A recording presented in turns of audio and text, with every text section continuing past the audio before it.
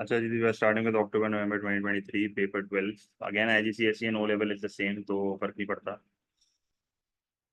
तो paper 1 variant, ठीक है। तो I think it is a simple paper. Question number 1 pretty straightforward, which statement is correct. अगर आप देखो तो सारे option economic good and free good के बारे में, तो लेट्स डिस्कस ये फ्री गुड इकोनॉमिक गुड क्या होते थे। When we talk about free good, ये वो गुड्स होते थे जिनकी demand and supply is equal at zero price. तो सबसे पहली चीज तो आपको ये पता होना चाहिए, डायरेक्टली फ्री ऑफ कॉस्ट बोलोगे तो अच्छा नहीं लगता, इनको शशके वाले वर्ड्स चाहिए। तो demand and supply is equal at zero price, ये वो गुड्स होते हैं जो कि अबंडेंट सप्लाई में होते हैं। कभी कभार वो अबंडेंट की जगह पे अनलिमिटेड सप्लाई भी लिखता है। ये वो गुड्स होते हैं जिसमें नो रिसोर्सेज आर यूज्ड, ठीक है। मैं सिंपली ये कह सकता हूँ कि resources not used to enjoy these goods and hence no opportunity cost. क्योंकि if no resources are use, this means that आप ये नहीं कह सकते कि अगर मैं रिसोर्स यहाँ लगा देता तो मैं कहीं और भी लगा सकता था। भाई रिसोर्स आप यूज नहीं कर रहे तो अपॉर्चुनिटी कॉस्ट नहीं। तो these are the only goods in the world जिसमें जो है वो कोई अपॉर्चुनिटी कॉस्ट नहीं होती, ठीक है। Now when we compare it with economic goods, तो सिनेरियो बिल्कुल चेंज हो जाता है। जब हम इकोनॉमिक गुड की बात करते हैं तो ये वो गुड्स होते हैं जिसकी प्राइस होती है, ये वो गुड्स होते हैं which are in limited supply. Now why economic goods are in limited supply? क्योंकि to make these goods we have to use resources and we know that the resources are limited.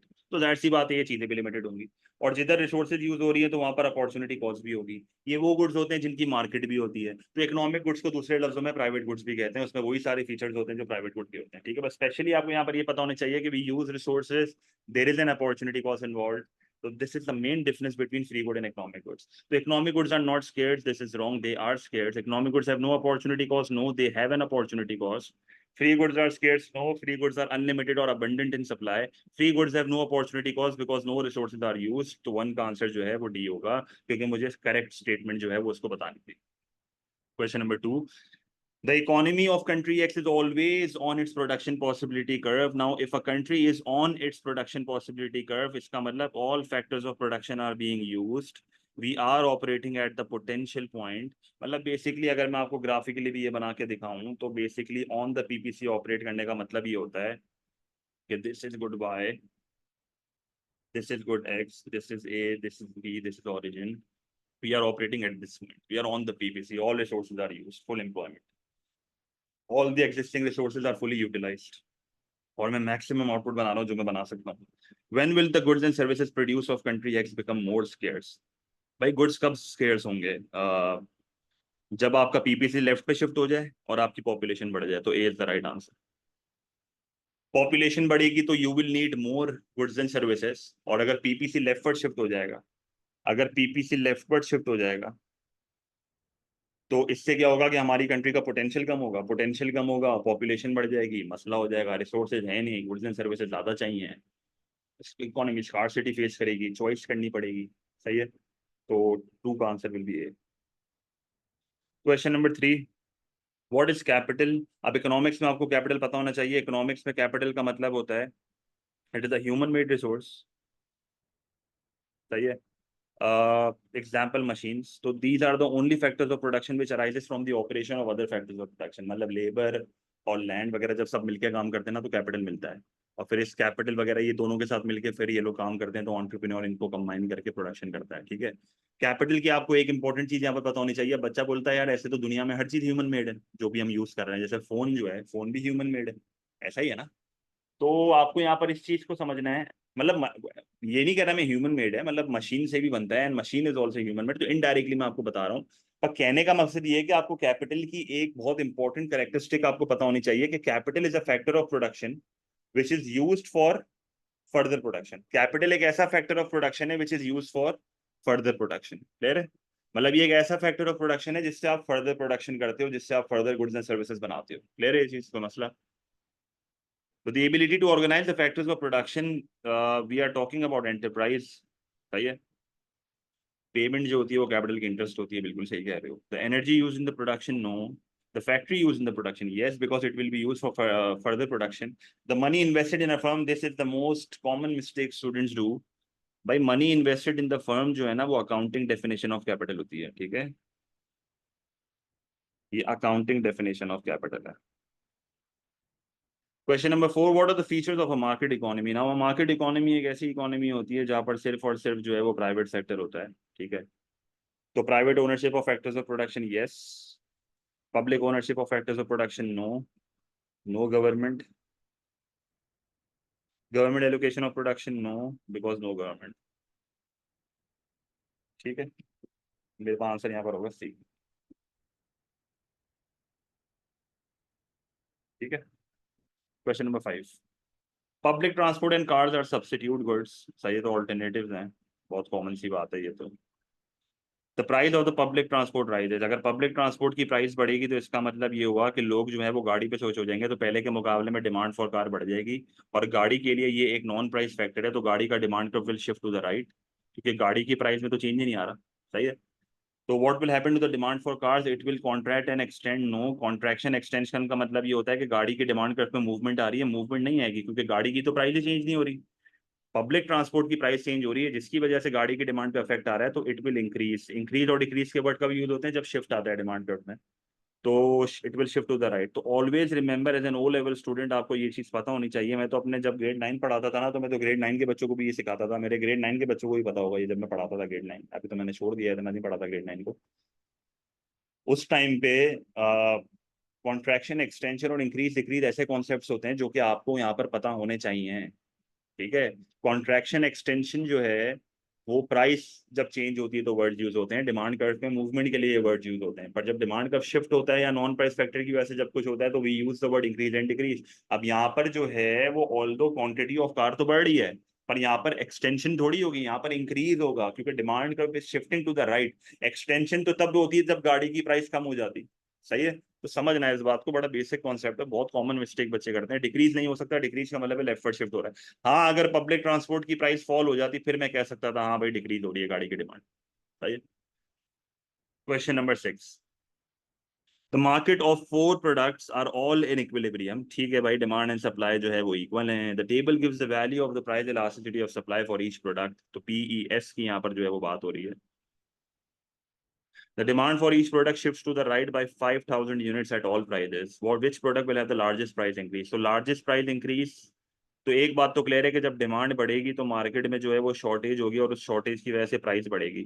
अब price का largest increase किस पे आएगा? Price का largest increase तब आता है जब आपकी, मैं ये कह सकता हूँ कि जब आपका फॉर एग्जांपल सप्लाई जो है, जब आपका पीईएस जो है वो कम होगा, जितना पीईएस कम होगा उतना बड़ा प्राइस का चेंज आएगा। सही है, तो इलास्टिक अगर होगा ना तो फिर तो फायदा नहीं है, यूनिटरी में भी फायदा नहीं है। आपका या तो जीरो होगा या तो इन इलास्टिक होगा, तो दोनों ऑप्शन हम चेक कर लेते हैं। सही है, तो पहले लेट से मैं आपको पीईएस जीरो का ग्राफ बना के दिखाता हूँ। सही, ग्राफ बनाने की वजह से जरूरत तो नहीं है, ये आप ऐसे भी कर सकते हो, पर मैं आपका कॉन्सेप्ट यहाँ पे पक्का करना चाह रहा हूँ। तो पीईएस जीरो का मतलब है perfectly in elastic supply. Stadium वाली एग्जाम्पल आपको यहाँ पर याद होनी चाहिए। तो ये होता है बिल्कुल स्ट्रेट लाइन, सही है, वर्टिकल। तो यहाँ पर मैंने लिखा प्राइस, क्वांटिटी, ओरिजिन। अब आप देखो जब मैं यहाँ पर डिमांड कर्व को राइटवर्ड शिफ्ट कर रहा हूँ तो देखो सिर्फ प्राइस में चेंज आ रहा है, तो ये क्लियर इंडिकेशन है कि सबसे ज्यादा प्राइस का चेंज जो है ना वो इसी केस में आ सकता है। सबसे बड़ा प्राइस का चेंज जो है वो इसी केस में आ सकता है, क्योंकि देख लो डिमांड बढ़ रही है तो प्राइस में सबसे लार्जेस्ट इंक्रीज आ सकता है इसी केस में। अगर मैं इसी ग्राफ को कंपेयर करूँ ना विद पीईएस लेस देन 1, सही है, तो ये होगा इन इलास्टिक सप्लाई। ठीक है, जब मैं यहाँ पर ग्राफ बनाऊंगा तो इनइलास्टिक सप्लाई बनता है ऐसे, स्टीपर होता है। अब देखो यहाँ पर थोड़ी बहुत गुंजाइश है क्वांटिटी चेंज होने की, जो कि एक क्लियर इंडिकेशन दे रहा है कि जितना ज्यादा प्राइस का इंक्रीज पिछले केस में आ रहा है ना उतना ज्यादा यहाँ पर नहीं आ सकता। ठीक है, इसका मतलब क्या हुआ कि पीईएस जितना कम होगा उतना ज्यादा आपका प्राइस का इंक्रीज आएगा, लॉजिकली अगर देखा जाए। तो आपको ये चीज याद होनी चाहिए हमेशा हमेशा कि जब भी वो प्राइस का चेंज आपसे लार्जेस्ट या स्मॉलेस्ट मांगे तो आप इस चीज को दिमाग में रखना कि भाई क्वांटिटी कितनी चेंज हो रही है, इसके ऊपर भी डिपेंड करता है। या आप देखो यहाँ पर क्वांटिटी चेंज ही नहीं हो रही, सिर्फ प्राइस बढ़ रही है, तो इसका ये इंडिकेशन है कि भाई प्राइस का सबसे बड़ा चेंज यहाँ पर ही आना है। तो ये और लॉजिकल बात है। लॉजिकल बात कैसे? अगर मैं आपको थियोरेटिकली भी ये चीज बताऊं, आप खुद सोचो, अगर फॉर एग्जाम्पल मैं कहता हूँ कि यार पीईएस जीरो है, तो जब डिमांड बढ़ेगी, जब डिमांड बढ़ेगी मार्केट में शॉर्टेज होगी, प्राइस बढ़ेगी, quantity supplied will be unchanged, तो सबसे ज्यादा प्राइस का इंक्रीज तो यहाँ पर ही आएगा ना, मेरे पास ऑप्शन ही नहीं है। यहाँ पर डिमांड बढ़ेगी, यहाँ पर प्राइस बढ़ेगी, तो क्वांटिटी सप्लाइड हल्की फुल्की तो बढ़ेगी, भले इतनी ज्यादा नहीं बढ़ेगी पर हल्की फुल्की तो बढ़ेगी। तो परफेक्ट आंसर यहाँ पर आपका है। अब ये 2.5 आंसर क्यों नहीं हो सकता, इलास्टिक क्यों नहीं हो सकता? भाई आप खुद देख लो, इलास्टिक सप्लाई का वैसे बनता है, मैं यहाँ पर डिमांड कर्व को राइटवर्ड शिफ्ट करूंगा तो प्राइस में बहुत छोटा चेंज आ रहा है। अगर मैं यूनिटरी सप्लाई भी देखता हूँ तो वो ओरिजिन से स्टार्ट होता है।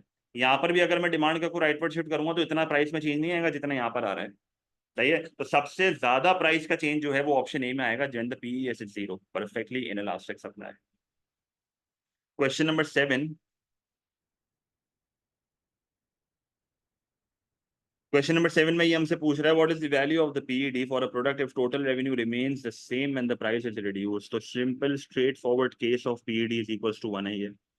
इतने कॉन्सेप्ट पक्के होंगे तो मार्क्स आएंगे, वरना नहीं आएंगे। यूनिटरी डिमांड की यहाँ पर बात हो रही है, ठीक है। आप अगर अपनी प्राइस को 10% से भी कम करोगे ना तो मेरी क्वांटिटी डिमांडेड 10% से बढ़ जाएगी। इसका मतलब ये वाहिद ऐसा केस है पीईडी में जिसमें total revenue remains the same. और आपको मेरा डायलॉग भी याद होगा कि अगर प्राइस के बढ़ने से और गिरने से रेवेन्यू में कोई चेंज नहीं आ रहा ना, इसका मतलब रेवेन्यू आपको ऑलरेडी मैक्सिमम पे है, ठीक है। और ये सिर्फ एक कोइंसिडेंस है, इसकी कोई रियल लाइफ एग्जांपल नहीं है। इट इज अ कोइंसिडेंस कि भाई इत्तेफाक होगा कि प्राइस जितने से चेंज हुई है उतने से ही क्वांटिटी चेंज हो गई। तो इसका आंसर जो है वो 1 होगा, पीडी इज इक्वल्स टू 1।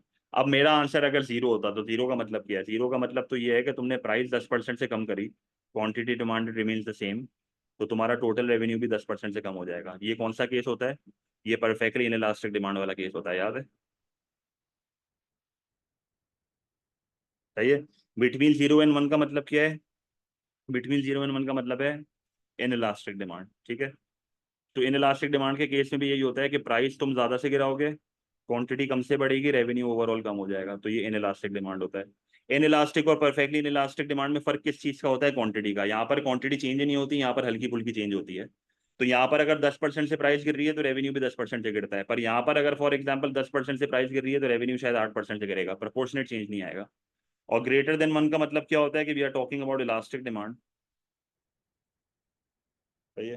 तो इस सिनेरियो में क्या होगा कि अगर तुम अपनी प्राइस कम कर दोगे, सही है, तो quantity will increase by a larger percentage, extend by a larger percentage, तो रेवेन्यू मेरा यहाँ पर जो है वो बढ़ जाएगा। तो यहाँ पर प्राइस और रेवेन्यू का नेगेटिव रिलेशनशिप होता है, ठीक है, तो मसला। तो D is the right answer.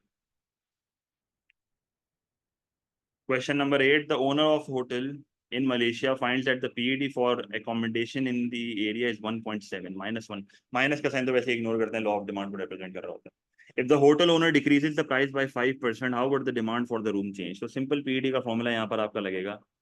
सही है, PED is equals to percentage change in quantity demanded divided by percentage change in price, ठीक है। तो -1.7 मेरा पीईडी है। परसेंटेज चेंज इन क्वांटिटी मेरे को नहीं पता, प्राइस का चेंज मुझे पता है कि डिक्रीज कर रहा है। डिक्रीज का मतलब क्या हुआ कि प्राइस अगर डिक्रीज हो रही है तो क्वांटिटी ऑब्वियसली बढ़ेगी। तो quantity will be positive and price will be negative. तो 5% से प्राइस गिर रही है तो -5%।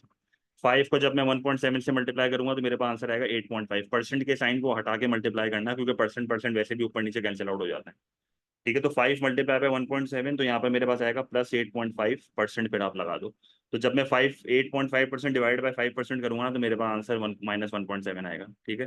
तो इट वुड इंक्रीज, क्योंकि प्राइस फॉल हो रही है तो क्वांटिटी वुड इंक्रीज, तो इट वुड इंक्रीज बाय 8.5%। तो 8 का answer will B D. Question number 9। Good weather results in an increase in the demand for tomatoes. It also increases the supply of tomatoes. What must be the result of this? तो मुझे diagrams यहाँ पर बनाने पड़ेंगे। बहुत logically करा रहा हूँ, कोई मसला नहीं होगा, गौर से देखना। डिमांड सप्लाई, तो मैंने यहाँ पर ग्राफ बनाया। यहाँ पर मैंने लिखा price, quantity, Q, price, supply, demand and equilibrium and origin, ठीक है। तो मैंने क्या करा, मैंने इसको कॉपी कर लेता हूँ अभी से, क्योंकि दूसरा वाला भी मुझे बनाना पड़ेगा। कॉपी, तो थोड़ा सा मैं साइड पे ले आता हूँ। इसके बराबर में मैंने एक और ग्राफ बना दिया, ठीक है। अब सुनना जरा। अब पहला क्या बोल रहा है कि पहले ये बोल रहा है डिमांड बढ़ रही है, सही है। पहले ये कह रहा है डिमांड बढ़ रही है, तो मैं क्या करूंगा, पहले ग्राफ में डिमांड को बढ़ा दूंगा। मैं जैसे डिमांड को बढ़ाऊंगा प्राइस बढ़ेगी, क्वांटिटी कम हो जाएगी, ठीक है। तो सब एक खुद ही खुद ब खुद होता है, इतना कोई मुश्किल नहीं है graph banana. This is P1, Q1, D1, E1। और दूसरा फिर कह रहा है सप्लाई जो है वो इंक्रीज हो रही है, तो सप्लाई भी इंक्रीज हो रही है। तो सप्लाई इंक्रीज होती है तो सीधे हाथ पे होती है, तो यहाँ पर भी प्राइस कम हो रही है, ये क्वांटिटी, तो P1 Q1 S1 A1।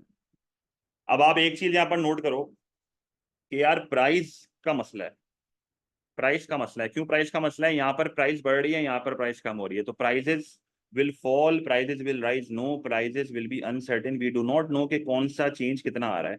अब ये डिपेंड करता है on the magnitude of the shift. अगर सप्लाई का शिफ्ट ज्यादा है देन डिमांड का शिफ्ट, तो ओवरऑल प्राइस कम होगी। अगर डिमांड का शिफ्ट ज्यादा है देन ओवरऑल सप्लाई का शिफ्ट, तो फिर प्राइस बढ़ेगी। तो झुकाव किसकी तरफ आएगा हमें नहीं पता, क्योंकि हमें मैग्नीट्यूड ऑफ द चेंज नहीं पता, तो हम सिंपली बोलेंगे प्राइस विल बी अनसर्टेन। पर जहां तक बात है क्वांटिटी की, तो क्वांटिटी तो बड़ा स्ट्रेट फॉरवर्ड है। आप देखो यहाँ भी क्वांटिटी बढ़ रही है, यहाँ भी क्वांटिटी बढ़ रही है, तो आप बोलोगे यार ओवरऑल क्वांटिटी बढ़ रही है, तो क्वांटिटी का सिंपल मेरा आंसर होगा the quantity traded will rise. Simple सी बात है, ठीक है, फॉल नहीं होगी। तो 9 का answer will B D. Question number 10, what causes the change in the price of a product in a free market economy. तो जब हम फ्री मार्केट इकोनॉमी की बात करते हैं, तो ये एक ऐसी इकोनॉमी होती है जहाँ पर सिर्फ प्राइवेट सेक्टर होता है, ठीक है, और जहाँ पर जो है वो प्राइस मैकेनिज्म के बेसिस पे सारी चीजें जो है वो चल रही होती हैं, और डिमांड सप्लाई वाला गेम होता है। सही, तो changes in the demand and supply condition, what cause the change in the price of a product. बिल्कुल, डिमांड एंड सप्लाई ऊपर नीचे होंगे तो प्राइस में चेंज आएगा। एक्सटर्नल कॉज, एक्सटर्नल बेनिफिट के चेंज होने से प्राइस पे चेंज नहीं आता। गवर्नमेंट डिसीजन यहाँ पर होंगे नहीं, क्योंकि फ्री मार्केट इकोनॉमी है। Change in the quantity of public good, market economy में पब्लिक गुड होते ही नहीं है, non provision of public good, क्योंकि एक प्राइवेट प्रोड्यूसर को पब्लिक गुड बनाने में कोई फायदा नहीं होता, क्योंकि फ्री राइडर प्रॉब्लम है, नॉन राइवलरी, नॉन एक्सक्लूडेबिलिटी, तो मोस्ट लाइकली उसको लॉस ही होता है, तो वो बनाता ही नहीं है। एंड मार्केट इकोनॉमी का सबसे बड़ा मसला यही है कि ये एक ऐसी इकोनॉमी है जहाँ पर public goods will not exist, ठीक है, स्ट्रीट लाइट, डिफेंस वगैरह। Question number 11. The ways of making and receiving payments continue to develop. Payments can now be made using smartphones as well as cash, debit cards, and credit cards. ठीक है. Which method of paying for products provides no information to sellers about the consumers? तो cash is the right answer. आप किसी दुकान से जाके cash में माल जब खरीदते हो, तो आपकी कोई इन्फॉर्मेशन नहीं लेते। पर अगर आप डेबिट कार्ड, क्रेडिट कार्ड या इवन स्मार्टफोन से भी पेमेंट करोगे, तो आपकी इन्फॉर्मेशन ऑलरेडी वहाँ पर डिलीवरी होती है, क्योंकि कार्ड आपको तभी मिलेगा जब तक आप अकाउंट खुलवाओगे। तो अकाउंट खुलवाते हो तो इन्फॉर्मेशन देते हो, स्मार्टफोन में वैसे ही वो आपकी फोन का डेटा ले रहे होते हैं। सही है, तो information is provided, but case में there is no information provided. तो जनरल नॉलेज का सवाल था ये। Question number 12, in most countries which organisation control the banking system. Central bank control करती है बैंकिंग सिस्टम, रेगुलेशंस बनाती है सबके लिए वगैरह वगैरह। तो ये इज द राइट आंसर। बाकी ऑप्शंस जो हैं वो सारे गलत हैं। Question number 13, what is not a reason for differences in the earnings of airline pilots in a particular country. कह रहा है कि ऐसी कौन सी चीज है जो कि रीजन नहीं है of of a wage differential. तो wage differential bargaining power of employees से भी होता है, वेज डिफरेंशियल डिस्क्रिमिनेशन से भी होता है, रेस हो गया, एज हो गई, जेंडर हो गया, गवर्नमेंट पॉलिसीज से भी होता है। सही है, इन्फ्लेशन से वेट डिफरेंशियल नहीं होता, बिकॉज इन्फ्लेशन अफेक्ट्स एवरीवन। सही है, इट अफेक्ट्स एवरीवन, और इससे सबकी रियल इनकम के ऊपर अफेक्ट आ रहा होता है, ठीक है, एडजस्टेड विद इन्फ्लेशन अमाउंट जो होती है। Question number 14, an airline takes over an clothing company. तो एयरलाइन जो है वो क्लोथिंग कंपनी को टेक ओवर कर रही है, कंप्लीटली डिफरेंट इंडस्ट्री है, बिल्कुल कोई लिंक नहीं है दोनों का, तो दिस इज कॉन्ग्लोमरेट। सही है, दिस इज कॉन्ग्लोमरेट। इसको दूसरे लफ्जों में हम ये भी कह सकते हैं डाइवर्सिफिकेशन हो रही है। सही है, what is an advantage of such a move by the airline to diversify its operations? Yes, to generate economies of scale। सही है, to improve the lines of communication, to increase market share। ये similar industry में होता है। सही है, ये similar industry में होता है। यहाँ तो गेम ही अलग है, यहाँ तो मैं कंप्लीटली डिफरेंट इंडस्ट्री को टेक ओवर कर रहा हूँ, तो the main motive is to diversify. ये सारे एडवांटेजेस आपको तब होंगे जब आप सिमिलर इंडस्ट्री में मर्ज करते हो। 14 का आंसर है। Question number 15, in which type of industry is a firm most likely to make a large profit in the short run and in the long run? ठीक है, in which type of industry is the firm most likely to make a large profit in the short run and in the long run? The number of firms should be one। ठीक है, तो large profit का मतलब मेरे हिसाब से यहाँ पर एबनॉर्मल प्रॉफिट है, तो ये मोनोपोली की बात कर रहा है। Monopoly short run long run दोनों में लार्ज प्रॉफिट्स कमाती है। इसकी वजह क्या है? मतलब ऐसे कौन से केस में होगा जब वन होंगे और barriers to entry should be high, balance of barriers to entry should be high. तो C is the right answer. यहाँ पर मोनोपोली की बात हो रही है, जब कोई कंपटीशन आने के चांसेस ना हो और सेलर एक हो, तो फिर आराम से प्रॉफिट कमाते हैं large, short run long run दोनों में, क्योंकि खतरा ही नहीं होता कोई। Question number 16, a firm produces 5 units at an average cost of $20. The cost of a 6th unit is 26। सही है, what is the average cost of 6 units? अच्छा भाई, अब जरा सुनना। एवरेज टोटल कॉस्ट का फॉर्मूला होता है total cost divided by quantity. तो एवरेज टोटल कॉस्ट इसने मुझे दी हुई है $20 ऑफ 5 यूनिट्स। तो मैंने क्या करा, नीचे लिख दिया 5, टोटल कॉस्ट मुझे नहीं पता। तो 5 यूनिट की टोटल कॉस्ट जो है वो कितनी आ गई, 20 मल्टीप्लाई बाय 5 इज 100। ठीक है, अब 6 यूनिट की कॉस्ट इसने मुझे बताई हुई है $26। सही है, तो total cost of 6 units will be $100 plus $26, which makes it $126। मैं वापस एवरेज टोटल कॉस्ट का फॉर्मूला लगाऊंगा। इस बार मेरी टोटल कॉस्ट 126 है, मुझे 6 यूनिट्स के ऊपर जो है, मुझे जो है वो 6 यूनिट्स की एवरेज कॉस्ट चाहिए, तो मैं डिवाइड बाय 6 करूंगा। मेरे पास यहाँ पर आंसर आएगा 21। मेरा यहाँ पर आंसर होगा D. Question number 17. What is an example of government macroeconomic policy to increasing the money supply as a government macroeconomic policy, because we are talking about monetary policy over here. ठीक है, ये बाकी सारी micro policies हैं जो कि सिर्फ single industry single market को टारगेट कर रही हैं। तो 17 का answer will B A. Question number 18. Why would devaluing the international value of an international currency help reduce unemployment? तो devaluing का मतलब है कि आप डेलिबरेटली जो है वो अपनी करेंसी की वैल्यू को गिरा रहे हो थ्रू प्रैक्टिसेस। ठीक है, और जब एक्सचेंज रेट आपका गिरता है तो इससे आपकी एक्सपोर्ट की प्राइस कम हो जाती है। बाहर वालों को आपका मुल्क सस्ता लगता है पर आपको दूसरे मुल्क महंगे लगते हैं, तो इम्पोर्ट की प्राइस बढ़ जाती है। अनएम्प्लॉयमेंट को जो है वो मुझे यहाँ पर रिड्यूस करके दिखाना होगा, तो एक एक करके सारे ऑप्शन देख लेते हैं। तो ये devaluing the currency would increase the cost of production. अगर कॉस्ट ऑफ प्रोडक्शन मेरी बढ़ जाएगी क्योंकि इम्पोर्ट महंगा हो रहा है, तो इससे तो मेरी इकोनॉमी में अनएम्प्लॉयमेंट बढ़ जाएगी, तो ये तो आंसर नहीं हो सकता। Devaluing the currency would increase the confidence of investors. No, currency fluctuations में कॉन्फिडेंस गिरता है उनका। सही है। Devaluing the currency would increase the foreign demand for domestic products. Yes, क्योंकि जब आपकी एक्सपोर्ट की प्राइस कम होगी तो बाहर वाले आपसे ज्यादा खरीदेंगे, आपका एक्सपोर्ट का रेवेन्यू बढ़ेगा। X is part of AD, AD बढ़ेगा, एडी बढ़ेगी तो प्रोडक्शन बढ़ेगी, प्रोडक्शन बढ़ेगी तो पहले के मुकाबले में जो है वो डिमांड फॉर लेबर बढ़ेगा, which will lead to a fall in unemployment. तो C is the right answer. Devaluing the currency would increase the demand for imports. No, it would decrease the demand for imports. However, it depends on the PED, but import की price generally बढ़ रही है तो demand तो कम ही होनी है। ठीक है, तो 18 का answer will be C. Question number 19, what is likely to happen when the rate of interest increases? भाई जब इंटरेस्ट रेट बढ़ता है तो कलर चेंज कर लेते हैं। जब इंटरेस्ट रेट बढ़ता है तो इससे क्या होता है, इससे जो है वो लोग पहले के मुकाबले में, R is for interest, save ज्यादा करते हैं, सेव ज्यादा करते हैं तो स्पेंड कम करते हैं। क्योंकि सेव ज्यादा क्यों कर रहे हैं, क्योंकि रिटर्न ऑन सेविंग बढ़ रहा है। सही है, तो कंजम्पशन कम हो जाएगी। कॉस्ट ऑफ बोरोइंग बढ़ रही है क्योंकि लोन लोगे तो ज्यादा सूद देना पड़ेगा, तो लोग जो है वो पहले के मुकाबले में कम बोरो करेंगे, सी भी कम होगा, कंजम्पशन भी कम होगी, इन्वेस्टमेंट भी कम होगी। और जब इंटरेस्ट रेट बढ़ता है तो एक्सचेंज रेट बढ़ जाता है क्योंकि हॉट मनी फ्लोज आते हैं, बाहर से लोग आपकी कंट्री में आके पैसा सेव करेंगे क्योंकि रिटर्न ज्यादा है, आपकी डिमांड फॉर करेंसी बढ़ेगी, जिससे आपकी करेंसी जो है वो अप्रिशिएट हो जाएगी। तो what will happen when the rate of interest increases? Consumer spending increases. No, consumer spending decreases. Firms buy fewer machines. Yes, इसकी रीजन क्या है, क्योंकि वो इन्वेस्टमेंट कम कर रहे हैं, इंटरेस्ट बढ़ रहा है। People hold more cash, people hold less cash because they keep their money in the bank, saving ज्यादा करते हैं। Savers earn lower rewards. No, saver earn higher rewards. Why, क्या लिख दिया है, हायर, हायर रिवॉर्ड्स, क्योंकि इंटरेस्ट रेट जब बढ़ता है तो पहले के मुकाबले में रिटर्न ऑन सेविंग जो है ना वो बढ़ रही है, तो इसका आंसर भी होगा। सही है। Question number 20, what is not a supply side policy measure? अब सप्लाई साइड का मतलब क्या होता है कि भाई एग्रीगेट सप्लाई को बढ़ाना है, प्रोडक्टिव पोटेंशियल को बढ़ाना है। तो control the trade union power. Yes, क्योंकि ये ट्रेड यूनियन रिफॉर्म्स होते हैं, आप इनकी पावर को कंट्रोल करोगे ना तो वेजेस कम हो जाएंगी, कॉस्ट कम हो जाएगी, which will lead to a rise in aggregate supply. Higher indirect taxation. Yes, it is not a supply side policy measure, इससे तो उल्टा कॉस्ट बढ़ जाएगी, और जब इससे कॉस्ट बढ़ेगी तो एग्रीगेट सप्लाई कम हो जाएगी। Privatisation, privatisation, privatisation yes it is the measure, क्योंकि आप प्राइवेट सेक्टर के हाथ में जब चीजें दे दोगे तो मार्केट में कंपटीशन बढ़ेगा, ये लोग ज्यादा एफिशिएंट होते हैं, तो इससे भी मुल्क का आउटपुट बढ़ता है। एंड ट्रेनिंग वर्कर्स को दोगे तो जाहिर है उनकी स्किल्स बढ़ेंगी, उनकी प्रोडक्टिविटी बढ़ेगी, इससे भी आउटपुट बढ़ता है। तो 20 का answer is B. Question number 21, the table shows the real GDP per head, what is most likely to have changed in 2021 and 2022? अब आप अगर एक चीज देखो तो रियल जीडीपी इसने लिखा हुआ है, तो रियल जीडीपी का मतलब क्या होता है, real GDP is inflation adjusted. सही है, तो अगर आप नोट करो तो रियल जीडीपी बढ़ रही है। जब रियल जीडीपी बढ़ती है तो इसका मतलब we are talking about economic growth. ठीक है।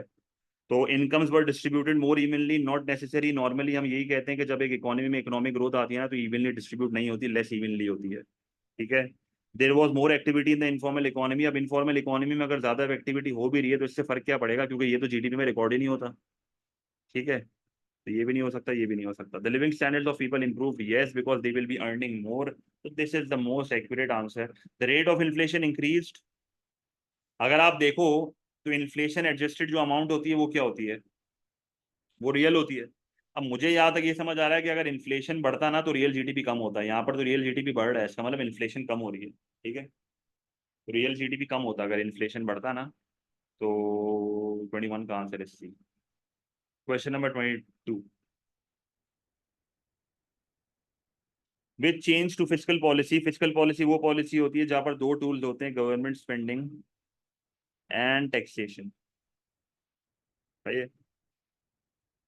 Is most likely to reduce cyclical unemployment. अब सिक्लिकल अनएम्प्लॉयमेंट का जो कॉज होता है वो क्या होता है, एग्रीगेट डिमांड का कम होना, प्रोडक्शन का कम होना, डिमांड फॉर लेबर का कम होना, अनएम्प्लॉयमेंट का बढ़ जाना। सही है। अगर मुझे सिक्लिकल अनएम्प्लॉयमेंट को रिड्यूस करनी है तो मुझे एज अ गवर्नमेंट जो है वो एग्रीगेट डिमांड को बढ़ाना पड़ेगा, ताकि इकोनॉमी में पहले के मुकाबले में प्रोडक्शन बढ़े, डिमांड फॉर लेबर बढ़े, और पहले के मुकाबले में ये सिक्लिकल अनएम्प्लॉयमेंट कम होता है। ठीक है। तो इंक्रीज डायरेक्ट टैक्सेशन। अगर मैं डायरेक्ट टैक्सेशन को बढ़ा दूंगा तो पहले के मुकाबले में डिस्पोजेबल इनकम कम हो जाएगी, कंजम्पशन कम हो जाएगा, एडी कम हो जाएगा। तो this is not the right way. सही है। Increasing budget deficit, yes. Budget deficit क्या होता है, जब government spending is greater than tax revenue. अगर मैं बजट डेफिसिट को बढ़ा रहा हूँ ना तो ये एक एक्सपेंशनरी फिस्कल पॉलिसी है। सही है। इससे क्या होगा कि आप गवर्नमेंट स्पेंडिंग को बढ़ाओगे, टैक्सेस को कम करोगे, एग्रीगेट डिमांड बढ़ जाएगा। Increasing the budget surplus, no. Budget surplus का मतलब क्या होता है कि भाई आपका टैक्स रेवेन्यू गवर्नमेंट स्पेंडिंग से ज्यादा है, तो एक बजट सरप्लस को बढ़ाना is the contractionary fiscal policy. क्योंकि इसमें तुम क्या करोगे, गवर्नमेंट की स्पेंडिंग को कम करोगे, टैक्सेस को बढ़ाओगे, एडी कम हो जाएगा।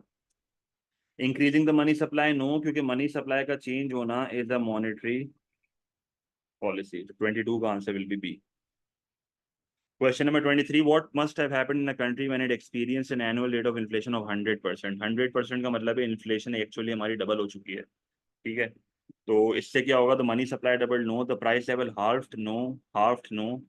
The purchasing power of money halved, yes, क्योंकि जब इकोनॉमी में प्राइस लेवल बढ़ता है। सही है। इसका मतलब पहले के मुकाबले में जो है वो लोगों की परचेजिंग पावर जो है वो क्या हो जाती है, कम हो जाती है। कोई टेंशन नहीं आता। कोई सवाल। हाफ का मतलब होता है divided, divided into equal parts, मतलब कम हो रही है, चीज कम हो रही है। सही है। The real value of money doubled, no. Doubled का मतलब बढ़ रही है, यहाँ पर रियल वैल्यू कम हो रही है। 23 का सी होगा। 24, the human development index can be used to measure the human development in countries. ये एचडीआई जो है स्टैंडर्ड ऑफ लिविंग के लिए यूज होता है, which measure would not be a part of it calculation. तो इनइक्वालिटी ऑफ इनकम एक वाहिद ऐसी चीज है जो यहाँ पर नहीं आती। जितना ज्यादा एचडीआई होगा उतना ज्यादा स्टैंडर्ड ऑफ लिविंग होगा। तो लाइफ एक्सपेक्टेंसी, जीएनआई और ईयर्स ऑफ स्कूलिंग, ये तीन चीजें आपकी यहाँ पर आती है। लाइफ एक्सपेक्टेंसी जो है वो हेल्थ केयर का पार्ट बन जाता है, और ईयर्स ऑफ स्कूलिंग एजुकेशन का पार्ट बन जाता है। इन तीन चीज़ों से आपकी एक एवरेज अमाउंट बनती है, 0 से लेके 1 की वैल्यू होती है। जितनी ज़्यादा होगी उतना ज़्यादा स्टैंड ऑफ लिविंग, जितनी कम होगी उतना कम stand of living. Question number 25, what is most likely consequence of ageing population for high income country. Ageing population वाला बुढ़ी आवाम में अबव 64 लोग बहुत ज़्यादा होते जा रहे हैं, let's say. So there will be a fall in the dependency ratio. No, there will be a rise in the dependency ratio because people will be dependent on taxpayers. क्योंकि वो जाहिर सी बात है, एजिंग पॉपुलेशन मोस्ट लाइकली इतना कमा तो नहीं रही होगी। सही है। तो टैक्स पेयर पर डिपेंडेंट होगी। There will be a fall in the level of immigration, there will be a rise in the level of immigration. Why? Because you would be needing workers in your country, तो inward movement ज्यादा होगी। There will be an increase in geographic mobility, no. जब एक worker aged होना शुरू हो जाता है ना तो उसकी ऑक्यूपेशनल और जोग्राफिकल मोबिलिटी दोनों कम हो जाती है, because they won't be able to learn new skills. तो ऑक्यूपेशनल मोबिलिटी तो कम होती जा रही है, but they won't be willing to move from one place to another for work. तो जोग्राफिकल मोबिलिटी भी कम हो जाएगी। There will be an increase in the spending on health care, yes, because aged population है, most likely बीमार ज्यादा होगी, तो they will be burden on health care. 25 का आंसर। Question number 26, in some developing countries a large percentage of population is involved in subsistence farming. Subsistence farming का मतलब होता है कि जब एक फार्मर अपने खेत में सब्जियां उगाता है और वो सब्जियां खुद खा लेता है। ये नॉर्मली इंटीरियर सिंध की साइड पे बहुत होता है। या गाँव देहातों में बहुत होता है, जहाँ पर एक फार्मर जो है ना वो सब्जियां उगाता है और अपनी सब्जियां उगा लेता है और उसको खुद खा लेता है अपने ही फार्म में। अब ये ना जीडीपी में रिकॉर्ड होता है, सही है, कहीं भी रिकॉर्ड नहीं होता, ये खा लेता है बस खुद उगा के, ठीक है, क्योंकि ऑब्वियसली बिक तो नहीं रहा ना, जो माल बिक नहीं रहा वो जीडीपी में नहीं आएगा। What can be concluded from this? Each family will be able to produce enough to live on. No, it is not necessary. जरूरी नहीं है कि जितना वो उगा रहा है उतनी उसकी कंजम्पशन है, क्या पता थोड़ा बहुत खरीदता भी हो। Production is unlikely to be capital intensive, yes, ठीक है। Production is most likely to be labour intensive. Production will be efficient, no. There will be a high level of trade, no. Clear है चीज, efficient तो most likely नहीं होगी, और क्योंकि वही बात है, लेबर काम कर रहा है, there will be high level of trade, no, trade तो हो ही नहीं रही है ना, वो खुद उगा के खुद खा रहा है। तो सबसिस्टेंस फार्मिंग का मतलब आपको पता होना चाहिए, यहाँ पे ये बहुत बार पेपर में देता है वो, do research on this. Question number 27, a small country, मैंने क्लास में भी डिस्कस किया है बहुत बार, a small country whose only export is oil decides to reduce substantially the rate at which it extracts its limited oil reserves. अब एक country जो है जो तेल ही एक्सपोर्ट करती है, वो तेल की एक्सट्रैक्शन कम कर रही है, तो उसकी बैंड नहीं बजेगी। अब ये कह रहा है ऐसी क्या वजह है जिसकी वजह से ये कर रहा है, तो improve the balance of payment in the following वे, नहीं, बैलेंस ऑफ पेमेंट उल्टा वर्सन हो जाएगा, क्योंकि अगर मैं कम तेल एक्सट्रैक्ट करूंगा तो इससे तो मेरा एक्सपोर्ट का रेवेन्यू कम होगा, तो इससे तो मेरे इनफ्लोज कम हो जाएंगे, तो मेरे मुल्क का बैलेंस ऑफ पेमेंट तो यहाँ पर वर्सन हो जाएगा। क्लियर है, कोई मसला? To increase the government income, government की इनकम उल्टा यहाँ पर कम हो रही है, क्योंकि तुम कम तेल एक्सट्रैक्ट कर रहे हो, प्रोडक्शन कम हो रही है, हो सकता है अनएम्प्लॉयमेंट हो जाए, तो गवर्नमेंट का टैक्स रेवेन्यू तो यहाँ पर वैसे ही कम होना है। To maintain future living standards, yes, sustainability की तरफ जा रहा है, तेल बचा रहा है, तेल को कंजर्व कर रहा है, अगर तेल अभी से खत्म हो गया तो आगे वाली नस्लों के लिए कुछ बचेगा नहीं। To raise the level of employment, no, अगर आप अभी कम तेल एक्सट्रैक्ट कर रहे हो तो प्रोडक्शन कम हो रही है, you will be needing less labours, और जब लेस लेबर्स की जरूरत पड़ेगी तो डिमांड फॉर लेबर कम होगा, डिमांड फॉर लेबर कम होगा तो पहले के मुकाबले में अनएम्प्लॉयमेंट बढ़ जाएगी। तो C is the right answer. Question number 28. Country X believes that country Y is selling steel at prices below the average cost of production. Country X को country Y पे शक है कि ये हमारे मुल्क में आता है और हमारे मुल्क में अपनी चीजों को बिलो प्राइसेस बेचता है। So country X imposes a higher tariff. Tariff क्या होता है? Tax on imported goods. जाहिर है इसके प्रोडक्ट्स के ऊपर टैरिफ लगा रहा है ताकि इसके गुड्स जो है वो हमारी आवाम के लिए महंगी हो जाए और ये बिलो कॉस्ट ना बेच पाए। ये कर क्या रहा है? ये डंपिंग कर रहा है। जब आप एक चीज बिलो कॉस्ट दूसरी कंट्री में जाके बेचते हो ना, इसका मतलब आप दूसरी कंट्री में जाके माल डंप कर रहे हो, और ये नॉर्मली चाइना करता है, ठीक है। तो ये बेसिकली क्या हो रहा है, आप टैक्स ऑन इम्पोर्टेड गुड्स लगा रहे हो ना, तो ये एंटी डंपिंग पॉलिसी है। आप डंपिंग को रोक रहे हो, सही है, आप डंपिंग को रोक रहे हो ताकि इंपोर्ट की प्राइसेस जो है वो बढ़े, तो वो हमारा माल डंप ना कर, अपना माल डंप ना कर पाए हमारी कंट्री में। तो avoid country X dumping in steel in country Y, नहीं, यहाँ पर उल्टा हो रहा है। हो सकता है बच्चा कंफ्यूज करके ये कर दे, हाँ, बी आंसर है इसका, avoid country Y dumping steel in country X. तो सवाल सही से पढ़ना, ऑप्शन सही से पढ़ना, ऑप्शन ये बड़ा कंफ्यूजिंग है, ऑप्शन बी आंसर है यहाँ पे, क्योंकि कंट्री वाई कंट्री एक्स में स्टील का डंप कर रही है, कंट्री एक्स थोड़ी कर रही है, तो कंट्री एक्स जो है वो कंट्री वाई पे लगा रही है। क्लियर है। Question number 29, which factor would cause the country exchange rate to fall, exchange rate fall होने का मतलब है करेंसी की वैल्यू गिर रही है, तो बेसिकली करेंसी की डेप्रिसिएशन हो रही है, या तो डिमांड के कम होने की वजह से होगी या तो सप्लाई के बढ़ने की वजह से होगी, ये दोनों चीजें जो है वो करेंसी की वैल्यू को कम कर देती हैं, ठीक है। सिंपल डिमांड एंड सप्लाई की गेम है। Demand for import increases, cost पूछा है इससे मुझसे, डिमांड फॉर इम्पोर्ट अगर बढ़ जाएगी तो इसका मतलब इम्पोर्ट का एक्सपेंडिचर बढ़ रहा है, which will lead to a rise in the supply of currency, तो A is the right answer. Domestic interest rate rise, अगर डोमेस्टिक इंटरेस्ट रेट बढ़ेगा तो बाहर मुल्क से लोग हमारी कंट्री में पैसा सेव करने आएंगे, तो इससे हमारी डिमांड फॉर करेंसी बढ़ेगी, तो ये तो नहीं हो सकता। डोमेस्टिक सेविंग्स इंक्रीज, अगर डोमेस्टिक में लोग सेव ज्यादा करना स्टार्ट करेंगे, इसका मतलब वो पहले के मुकाबले में स्पेंड कम कर रहे हैं, जब वो स्पेंड कम करेंगे तो कंजम्पशन कम होगी, अब कंजम्पशन में इंपोर्टेड कंजम्पशन भी होती है तो वो भी कम होगी, जिसकी वजह से सप्लाई ऑफ करेंसी कम हो जाएगी, तो ये भी नहीं हो सकता। मोर टूरिस्ट विजिट द कंट्री, अगर लोग हमारी कंट्री में आ रहे हैं तो this is export of service, तो एक्सपोर्ट बढ़ते हैं तो इससे हमारी करेंसी की डिमांड बढ़ेगी, तो ये भी आंसर नहीं हो सकता। तो 29 का answer is a. Many European firms employs workers from the Philippines. These workers spend part of their income to relatives in the Philippines. Send part of their income. तो this is the real simple case of remittances. Long term remittances जो हैं वो आपके secondary income का part बनते हैं। In which part of the balance of payment account for the Philippines? जाहिर है फिलीपीन के लिए ये इनफ्लो है, और फिलीपीन के लिए लॉन्ग टर्म रेमिटेंसेज जो होती है ना, लॉन्ग टर्म, सही है, वो आपकी सेकेंडरी इनकम में आती है, क्योंकि वो सालों साल वहाँ काम कर रहे होते हैं और वो बस अपनी फैमिली को हर साल पैसे भेज रहे होते हैं, हर महीने पैसे भेज रहे होते हैं, तो B is the right answer, ठीक है। क्वेश्चन नंबर 30 भी हमारा हो गया। अब इसकी मार्क हम थ्रेशोल्ड में आपको लिख के दे रहा हूँ, तो 23 पे यहाँ पर ए है, तो do tell me your grade. 19 पे यहाँ पे बी है, 16 पे यहाँ पर सी है, 14 पे जो है वो यहाँ पर डी है, 12 पे जो है वो यहाँ पर ई है, and below 12 is a U, which you need to avoid.